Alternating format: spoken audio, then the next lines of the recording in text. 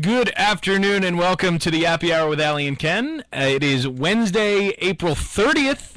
It's almost May. Oh my goodness. And it is a gorgeous day outside, is it not? Oh, the weather just couldn't be better on this Wednesday afternoon. So disgusting. I can't even fathom If you stepped outside it. today, you understand the joke there. It is it's freezing. It's not only cold. just rainy, it is freezing. And it's cold. not drizzle. I mean, it's rain raining. coming down almost a little sideways. So Yeah, it's dealing raining with that sideways. today. Yeah. It's, But- life has been weird recently. And the weather's been weird. And tomorrow it's supposed to be it. 74 degrees. But some and rain. rainy. And you know what I have to say about that? I understand the April showers bring May flowers. But it's May. It's going to be May, so I don't want any more rain from here on out. No more? It's done. Okay. But And you're going to be a there's New rain Yorker now. forecast. Now you are almost a New Yorker So through and once I stop attending college in New York, then I'm just a New Yorker living here. Because right now it was, I'm from Florida, but I go to school in New York. You no longer say that when you're out of school. Yeah, no, now you are You a just New live Yorker. and work in New York. You are a New Yorker now, and you can't complain about the weather anymore. This is what you grew up in now. No, I didn't grow up No, you in did. it. Now I this did is do you. some growing up in This college, is you which now. we'll get This to. is who you are. Okay. What if I You move? are disgusting weather and really big temperature swings. Okay. I like that. really obnoxious. All right. Yeah. So why don't you go ahead and introduce our first topic? You were the one who came up with it. I did. It just dawned on me, and yeah. it should have dawned on me sooner because this happened a little while ago, but it's worth noting and it's worth talking about. So, speaking of graduation, a graduate of the class of 2013, a friend of mine, a friend of all my friends, she was an editor for the Ionian, very involved journalistically on campus, Nice word. is a testament to being successful in this day and age. Okay. So journalism has changed, and Right. we're mass comm majors, so we know that, and we're preached that by our professors. Journalism has changed, and you kind of try to navigate how to get a job, what kind of things you should be writing for, things like that. So I want to talk about Meg McGoldrick. Okay. If she's listening, that makes me so we happy. hope she is. We have 2 viewers. So well, one might be Meg. very She's probably possible. at work right now, maybe. Oh my goodness. She has a traditional job, but she actually has found a space in digital media where her voice has been heard. And I just think it's the most fantastic, that's hard exciting to do. thing. Because that's what every journalist Yeah. wants, to be recognized. So So what has she done? What'd she do? Yeah. Her most famous, I'm going to say Ooh, famous. famous. Can I throw that word Wow. out there? She wrote an open letter to the class of 2014 in the title called Treat Yourself. Treat yourself. So this letter she posted on our blog, which I Okay. follow, Megan McGoldrick at .wordpress.com, I Not think. an awful title for a blog. I gotta look at, Google her name and it'll come up. Oh, okay. So she She's writes Googleable. Yeah, she is. Wow. Right? She writes this open letter, and it gets shared among our friends, and then from there, like a snowball effect, it just takes off. Wow. And it wasn't even just takes off in this area. I had friends down in Tampa Okay. that saw it before I even shared it on my So Facebook. it made it down- So they it didn't made see it it through down. me. They just saw it Wow. shared on somebody's Facebook somewhere, and they read it. And I even had a friend that was like, "Oh, I love her stuff." Like, didn't know her, but I was Love like, her "But stuff. I know her." She's more Yeah. than just this one article. But with all of the praisers also come naysayers. Oh, so boy. she Oh, had yeah. an experience where people were really nasty and commenting very Right. negative things. It just totally missed the point Yeah. of the article. So I kind of want to talk about both sides. If you don't have any negative commenters, you didn't do it You right. haven't made it yet, right? You did a wonderful job if somebody goes out of their way to tell you how horrible you are. Right. So good job, Meg. I want to just read a couple excerpts. So to Go the for it. class of 2014, this is it. 1 month till May, and odds are you're feeling numb and nauseated. Check and check. Check and check, okay. I can validate. The walls are closing in. All rugs have been pulled out. I used that phrase You did. last week. You did. And you're compulsively spell checking your resume while simultaneously Snapchatting, putting off that 10-page paper, and planning your next pregame. So she really just gets it because she's all been there done. and she's still, there now as a Right. 20-something. So she gives a lot of advice. This is what you're supposed to do. Trust your convictions. Go out on a Tuesday even though it's raining. Oh, And wow. you know the that bar's is- full of freshmen. Skip a class. Make amends with somebody. Then tell somebody else to go to hell. 2 things we could talk about in this Wow. show. I like that. This got a lot of people identified. Do not cry in the bathroom. I repeat, do not cry in the bar bathroom. Do not cry in your own bathroom. Do not cry in any bathroom. And do your best not to cry at all. Well, it's a good thing I'm a class of 2015 because the bathroom is the only place I do cry. Well, don't do it when you're about to All be right, graduating. I have a year of being allowed to, according to Meg. Treat yourself, Treat yourself. but be productive. The post-grad 25 is real, and so are the post-grad hangovers. So treat yourself is kind of the theme of this, to say enjoy every moment and don't take life too seriously. But, I mean, be productive and go after what you want. So the negative comments were basically saying how us as a generation Oh, yes, we're so are lazy. so entitled and we're so lazy. Yes. And, we don't work for anything. We want everything to just fall in our laps, or we want to just have this great drunken time all the time. That's the people that totally missed it. It's a bunch of rich old white The people dudes. that got it found it as comforting that we're all going through the same thing. Well, because when those people who decided we were entitled went to school, this wasn't an issue. Yeah. What you're going through, what I will go through. I've said that time and time again. It wasn't an issue for them. It was Most not a problem. people found and you know jobs. what happened? When they got older and they didn't have any issues, they didn't teach us how to deal with those issues because they didn't have them. Right. They coddled us because that's So you think what there's a they had. disconnect because we're muddling through this Yes. Think about job it. market. Think about it in like a yearly progression. Okay. So when your parents were growing up and went through school, Yeah. your grandparents had already gone through that. Yeah. And we're in a stage where when they graduated, there were no jobs.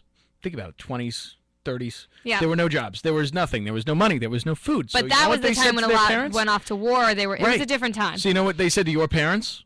Was you need to work hard or else Okay. you're going to eat bread off the street for 45 years. Okay. And So then that's when what our parents did. That's what your parents did. They worked as hard as they could. They made as much money graduated as in they could. great economic Oh, yes, they times. did. And then they graduated. They got a job, and they said, well, that was easy. And they said, you know what you need to do, Allie? You need to go to college and graduate. And that's all you'll need to do. And that's it. Then you'll graduate, you'll have a job, and you'll have plenty of bread. And you know what else I'm going to say? A critique of this is, yeah, everyone talks about how bad the job market is and how hard it is for college grads to find jobs. No one's talking about solutions. We're just Oh, yeah, no, it's just hard. lamenting about how bad it is. Well, let's forget that. Put that aside and say, is there a formula? This is what you need to do? Do you think one exists? Well, I have to hope so, right? I mean, if it doesn't, then we're just in this endless loop of unhappiness. But Right. I don't know. I mean, probably not, honestly. I mean, who knows? There's I think the key is too that many it's going to people be very for too few things. We Yeah. need more things. We need innovation. We need people to come up with new things. Right. Without the Industrial Revolution, we'd have 4 million farmers. Mm-hmm. You know, but with the Industrial Revolution, we had farmers and plumbers and electricians and technicians and this and that, and you know, it made sense because there was so much more to do, Right. and there were so many more people to do it. Right. And people were spread thin because there were farmers and you know, there was so much, but now we've filled everything we have. All the buckets we have are filled to the brim. So where do we go now? We Well, need I more think buckets. one person's story like Meg's is comforting. Yes, no, of course it is, and especially that That she it can be graduated done, from and here. it can be done in a non-traditional way. that she especially made her through the own media. way. This article, which everyone should go look at, was published on HuffingtonPost.com. Jeez, that's And from there, people saw it, and I think over Twitter, she was offered to write for another site. So things just kind of snowball effect. that's wild. And she And that's really, how truly things went happen. viral. So She'd made her own way. She's an Iona grad. She's a Gale. that's what I tell all my mass conferences. Did you hear about Meg McGoldrick? Yeah. Look how great she's doing. have She to. did good. And just not You have even to a be proud shot. of it. She's just shy of a year And that's, I mean, in listen, the, we're in not the saying real world. we're not saying you can come out of college and make $100,000 No. and have a family and have a big, nice mansion on the water. Right. But when you come out, you got to work. Yeah. And Meg has proven that when you work, you make things happen, And you'll be rewarded. and you'll be okay. So I want to make one more point in Yes. that. Of course, we're not going to graduate and Yes. start making $100,000 and have the job and the house and the car and the family. Would you want it if someone told you you can have all of that next year? You're going to be set for life. Is that something you'd want, or you want to go through the trial and the hardship and being broke?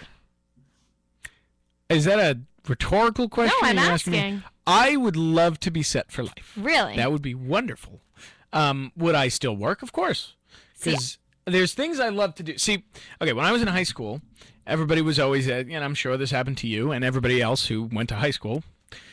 Everybody said, what do you want to do with your life? Do you want to be an accountant? Do you want to be a salesman? What do you want to do? You have to decide. So when you go to college, you get a degree in that, and then you do it. That's what you do.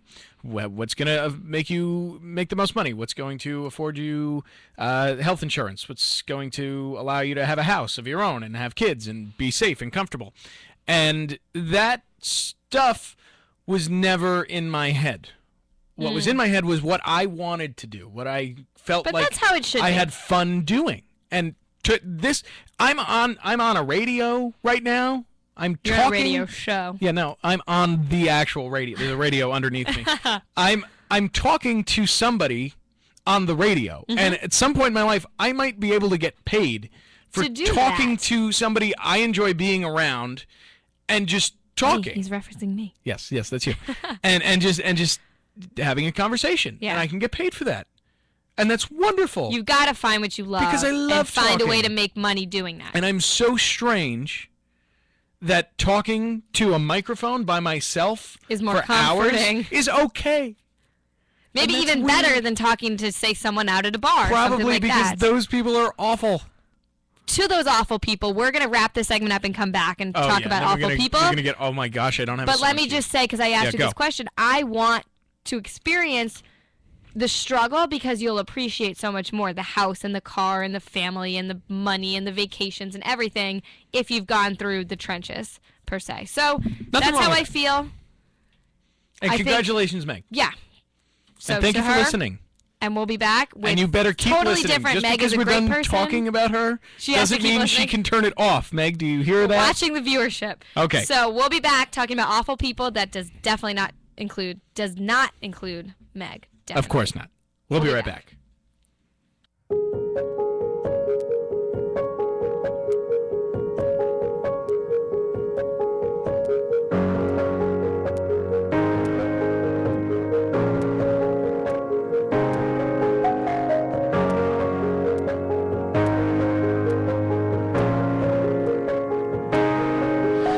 Tried before to tell her of the feelings I have for her in my heart.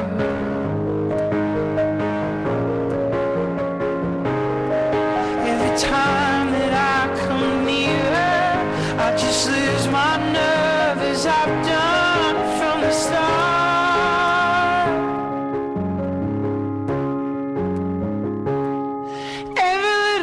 She does is magic. Everything she does just turns me on. Even though my life before was tragic, now I know my love for her goes on.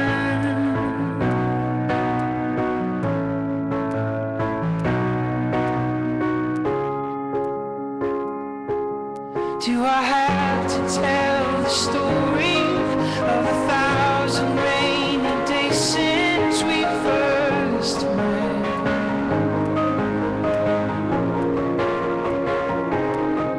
It's a big enough umbrella, but it's always me that ends up getting wet.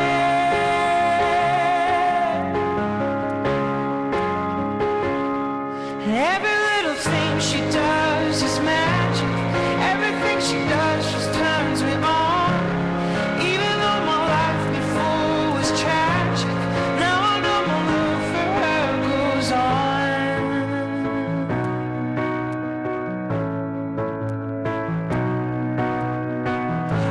Resolved to